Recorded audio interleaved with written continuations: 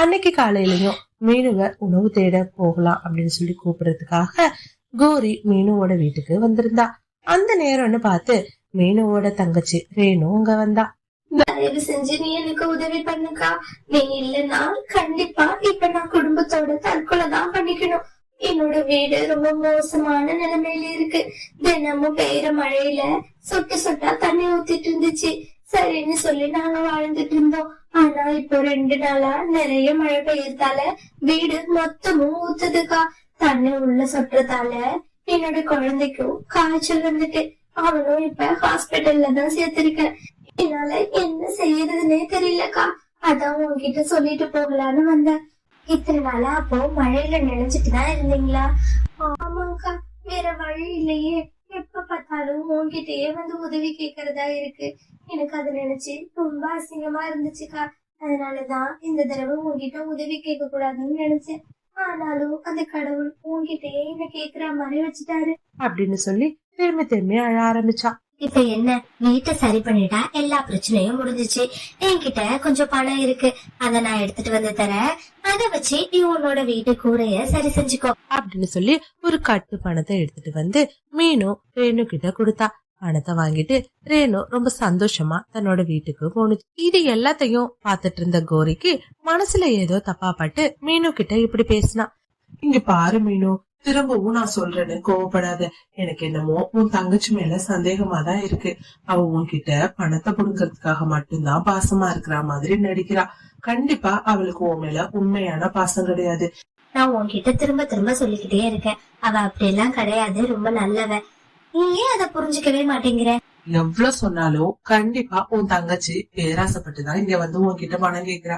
எனக்கு அது நல்லா புரியுது. ஒரு நாள் இல்ல ஒரு நாள் கண்டிப்பா அத நீயே புரிஞ்சுக்குவ மீனோ. அப்ப தெரியும் இந்த கோரி முன்னாடியே சொன்னாலே அப்படின்னுட்டு. இப்படியே நாட்களும் நகர ஆரம்பிச்சிச்சு. ஒரு நாள் சாயங்காலமா கோரியும் காலுவும் காட்டுல வேக வேகமா அலறி அடிச்சுட்டு ஓடி வந்தாங்க. எல்லா பறவைங்களையும் கூப்பிட்டு காகங்கள் இப்படி பேசினாங்க. அந்த பக்கமா ஒரு கழுகு ஒரு சிட்டுக்குருவிய கொன்னு தின்னுட்டு இருந்துச்சு. யாருன்னு சொல்லி பாக்கலான்னு போனா அங்க சாப்பிட்டுட்டு இருந்தது நம்மளோட மீனுவ. என்ன சொல்றீங்க? மீனுவே கழுகு சாப்பிட்டுச்சா? ஆமா லூசி, மீனு உயிரோடவே இல்ல. எங்களுக்கு ரொம்ப பயமா இருந்துச்சு. அதான் பாத்துட்டு நாங்க வேக வேகமா ஓடி வந்துட்டோம். அநேகமா அந்த கழுகு மீனுவ மொத்தமா கொன்னு சாப்பிட்டுருச்சுன்னு நினைக்கிறேன். மீனுக்கு இருக்கிறதே ஒரே ஒரு பொண்ணு, அவளுக்கு கணவர் கூட இல்ல. இப்ப அவளை யாரு பாத்துக்கிறது? எனக்கு தெரிஞ்சு மீனுவுக்கு பக்கத்து காட்டுல ஒரு தங்கச்சி இருக்கா. நாம கொண்டு லக்கிய அங்க விட்டுறலாம். கண்டிப்பா அவ நல்லாதான் பாத்துக்குவா அப்படின்னு சொல்லிட்டு லக்கிய கூப்பிட்டுட்டு பறவைங்களையும் கூப்பிட்டுட்டு கோரியும் காலுவும் நேரா பக்கத்து காட்டுல இருக்கிற ரேணுவோட வீட்டுக்கு போனாங்க. உன்னோட அக்காவை கழுகு கொத்தி கொன்னுடுச்சு. இப்போ உன்னோட அக்கா பிள்ளை தனியா அனாதையா தான் இருக்கா. அதான் எனக்கு தெரிஞ்சு அவளோட சொந்தம்னு சொல்லிட்டு நீ தானே மீனு வீட்டுக்கு அடிக்கடி வருவ. உன்கிட்ட லக்கிய ஒப்படைச்சிட்டு போலான்னு வந்தோம். என்னது, அவ குழந்தைய என்கிட்ட ஒப்படைச்சிட்டு போலான்னு வந்தீங்களா? என்னால எல்லாம் பாத்துக்க முடியாது. நானே சிரமப்பட்டுட்டு இருக்கேன். என்கிட்ட கொண்டாந்து அவளை குடுக்குறீங்க? என்னால எல்லாம் எதுவும் பண்ண முடியாது. நீ தானே வந்து பணம் நகைன்னு வாங்கிட்டு போன. அவ உயிரோட இருந்தப்ப உனக்கு அவ தேவைப்பட்டா, இப்ப உனக்கு அவ தேவைப்படலையா? அவ பிள்ளைய நியாயப்படி பார்த்தா நாங்க சொல்லி நீ பாத்துக்க கூடாது. நீயாவே செய்தி கேள்விப்பட்டு வந்து பாத்துட்டு இருந்திருக்கணும். ஆனா உனக்கு தெரியாதுன்னு சொல்லிட்டு நாங்க கூப்பிட்டு இருந்தோம். நீ என்னடானா இப்படி பேசுற? என்னால எல்லாம் அவ பொண்ணை பாத்துக்க முடியாது. ஒரு பையனா இருந்தா கூட நான் வளர்த்துருவேன். அதுவும் ஒரு பொண்ணு. அதுக்கு போய் என்னால நகையெல்லாம் போட்டு கல்யாணம் பண்ணி கொடுக்க முடியுமா? அவ இருக்கிறப்பதான் எனக்கு அவ தேவைப்பட்டா. இப்ப அவளே இல்ல. அவ இல்லங்கிறப்போ அவளோட குழந்தைய வளர்த்து நான் என்ன பண்ண போறேன்? எனக்கு தெரிஞ்சு நீங்க அவளை ஒரு நல்ல ஆசிரமமா பார்த்து சேர்க்கறதுதான் நல்லது. பாவி, இப்படி சொல்றீங்க? எத்தனை நாள் மீனு வீட்டுல வந்து உதவின்னு நின்றுப்ப. கொஞ்சம் கூட உனக்கு எல்லாம் மனசாட்சியே இல்லையா? இந்த மனசாட்சிய பத்தி எல்லாம் என்கிட்ட பேசாதீங்க. எனக்கு அவ அப்ப தேவைப்பட்டா வந்த. இப்ப அவளே உயிரோட இல்ல. இனிமே வேணா அந்த பக்கம் நான் வராம இருக்கேன். சரியா? தயவு செஞ்சு என் வீட்டுல இருந்து பேசி டயத்தை வேஸ்ட் பண்ணாதீங்க அப்படின்னு சொல்லி மூஞ்சில் அடிக்கிற மாதிரி ரேணு பேசினா. இது எல்லாத்தையும் ரேணு வீட்டு ஜன்னல் பக்கமா ஒளிஞ்சு நின்னு மீனு கேட்டுட்டு இருந்தா. மீனு ரேணுவோட வீட்டுக்குள்ள வந்தா. மீனுவ பார்த்ததும் ரேணு ரொம்பவே அதிர்ச்சியானா. அக்கா நீ உயிரோடு தான் இருக்கியா? என்ன அக்கான்னு கூப்பிடுறதுக்கு உனக்கு எந்த தகுதியுமே கிடையாது. உனக்கு தேவைப்படுறப்ப நான் வேணும், அதே எனக்கு ஒரு தேவை அப்படின்னா உன்னால அதை பண்ண முடியாது இல்ல. ஆமா, நான் உன்கிட்ட என்ன பணம் காசு எதிர்பார்த்தா பேசின? நீ பாட்டுக்கு வருவ. சரி, நம்மளுக்குன்னு இருக்கிறது ஒரே ஒரு தங்கச்சி. என்னைக்காச்சும் நான் உன்னை என் உறவுக்கார பொண்ணுன்னு நினைச்சிருக்கேன்னா என் கூட பிறந்த தங்கச்சி மாதிரி தானே பாத்துக்கிட்டேன். எல்லாரும் சொன்னாங்க உன் தங்கச்சிய நம்பாத, அவ பணத்துக்காக தான் உன்கிட்ட வரான்னு. ஆனா நான் நம்பவே இல்ல. என் தங்கச்சி அப்படி இல்ல, என் மேல இருக்க பாசத்துல வரான்னு நினைச்சேன். என்ன மாதிரிதான் நீயும் இருப்பன்னு நினைச்சேன். ஆனா நீ இப்படி பண்ணிட்டியே. இனிமே சாகர வரைக்கும் என் மூஞ்சிலேயே நீ முழிக்காத.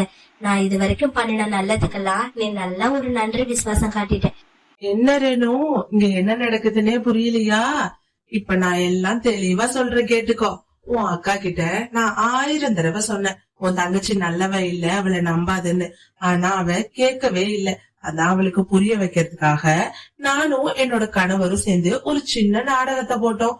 நாடகத்தோட முடிவு நாங்க எதிர்பார்த்த மாதிரிதான் இருந்துச்சு. எல்லாருக்கும் மீனும் இறந்துட்டான்னு சொல்லி நம்ப வச்சுதான் இங்க கூப்பிட்டுட்டு வந்தோம். அப்பதான் உன்னோட லட்சணம் என்னன்னு அவங்களுக்கும் புரியும்ட்டு. லக்கிய பாரு, எவ்வளவு அழுதா. ஆனா உன் மனசுல இறக்கமே வரல இல்ல. என்னதான் நெருங்கின சொந்த பந்தமா இருந்தாலும் நம்ம பிள்ளைங்களுக்கு ஒண்ணுனா நாம தான் செய்யணுங்கிறத நல்லா எனக்கு புரிய வச்சுட்டேன். இனிமே நான் என்னோட பொண்ணுக்காக மட்டும்தான் வாழ போறேன்.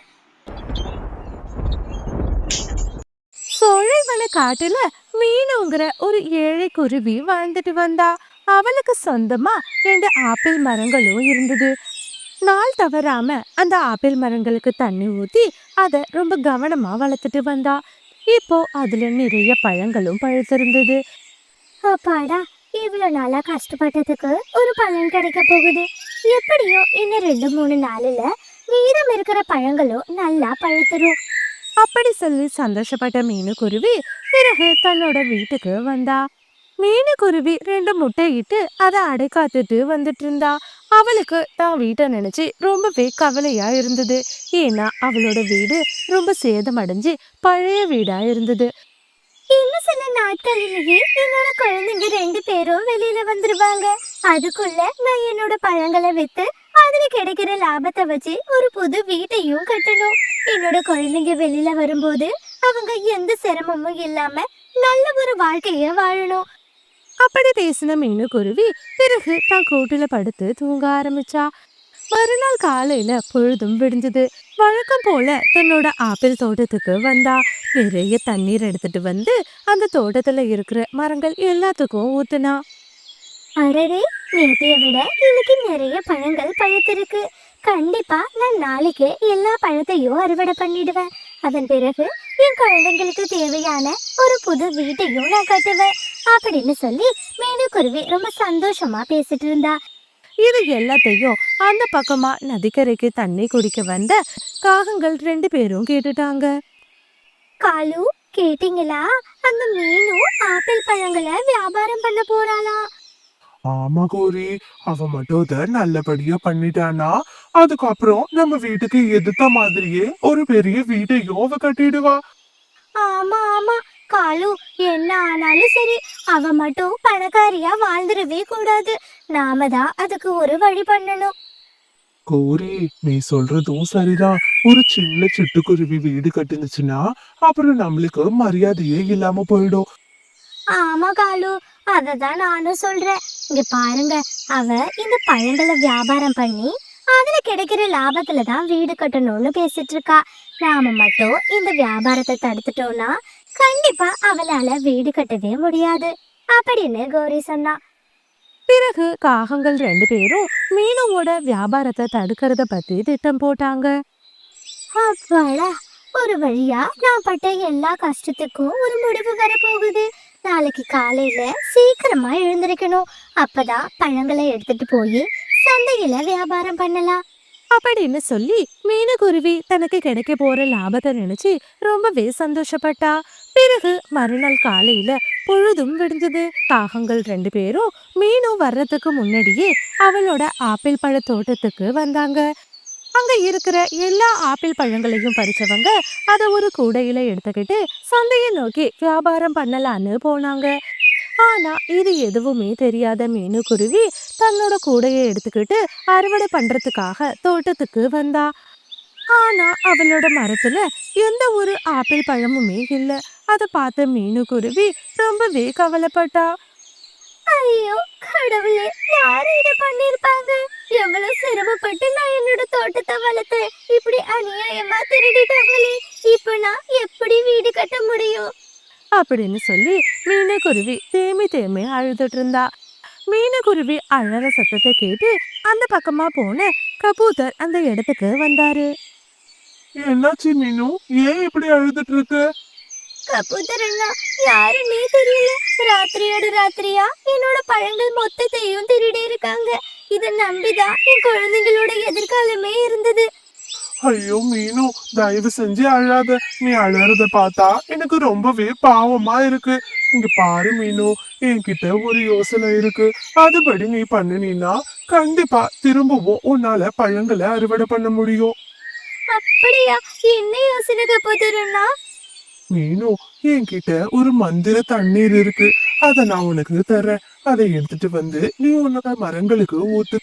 கண்டிப்பா உன்னோட பழங்கள் மொத்தமும் திரும்ப கிடைச்சிரும். அப்படின்னு கபூத்தர் சொன்னுச்சு. இதை கேட்ட மீனுக்குருவி ரொம்பவே சந்தோஷப்பட்டா. பிறகு மீனுக்குருவி கபூத்தர் கிட்ட இருந்து தண்ணியை எடுத்துட்டு வந்து அவளோட மரங்களுக்கு ஊத்துனா. அடுத்த நொடியே மரம் மொத்தமும் ஆப்பிள் பழங்களா பழுத்து தொங்க ஆரம்பிச்சுச்சு. இத பார்த்த மீனுக்குருவி ரொம்பவே சந்தோஷப்பட்டா. கபூத்தரண்ணா, ரொம்பவே நன்றி. நீங்க செஞ்ச இந்த உதவிய நான் எப்பவுமே மறக்க மாட்டேன். மீனு, நன்றி எல்லாம் சொல்லாதம்மா. இந்த தோட்டத்துல நிறைய ஏழை பறவைங்க தினமும் வந்து பழங்களை சாப்பிடுவாங்க. ஆனா ஒரு தடவை கூட நீ அவங்கள எந்த ஒரு வார்த்தையும் சொல்லி திட்டுனதே இல்ல. அப்படி இருக்கும்போது இன்னைக்கு உனக்கு ஒரு நஷ்டம் ஏற்பட்டிருக்கு.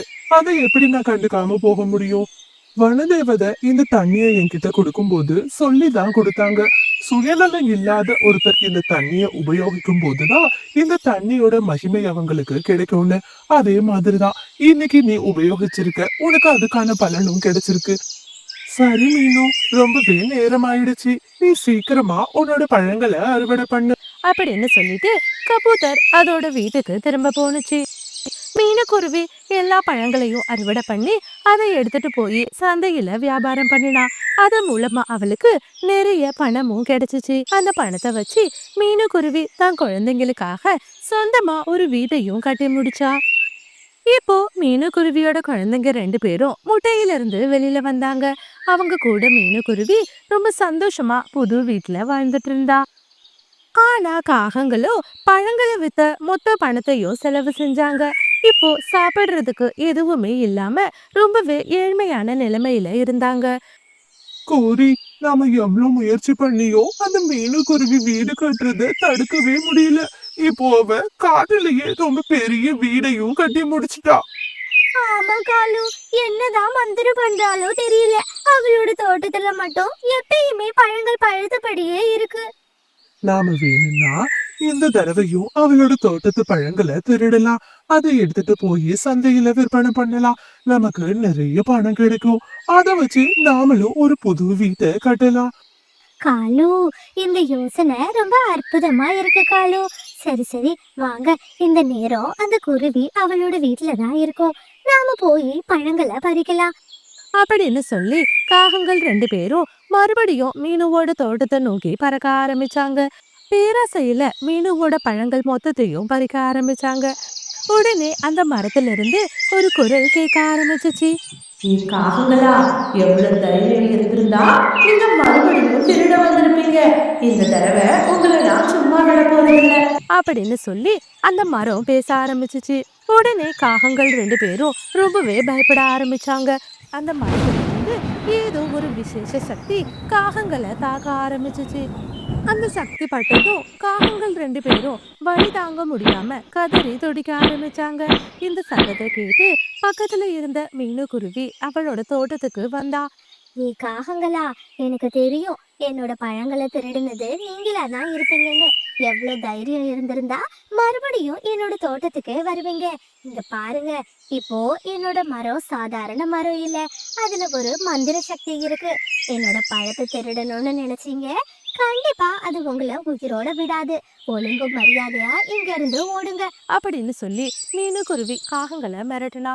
இதை கேட்டு பயந்து போன காகங்கள் உயிர் தப்பிச்சா போதும்னு சொல்லி அங்கிருந்து ஓட ஆரம்பிச்சாங்க. அன்னையிலிருந்து மீனுவோட பழத்தோட்டத்துல யாருமே திருட நினைக்கிறதே கிடையாது. இப்போ மீனுக்குருவியும் அதுல கிடைக்கிற லாபத்தை வச்சு ஏழை பறவைங்களுக்கு உதவி செஞ்சுட்டு தான் குழந்தைங்க கூட ரொம்ப சந்தோஷமா வாழ்ந்துட்டு இருந்தா.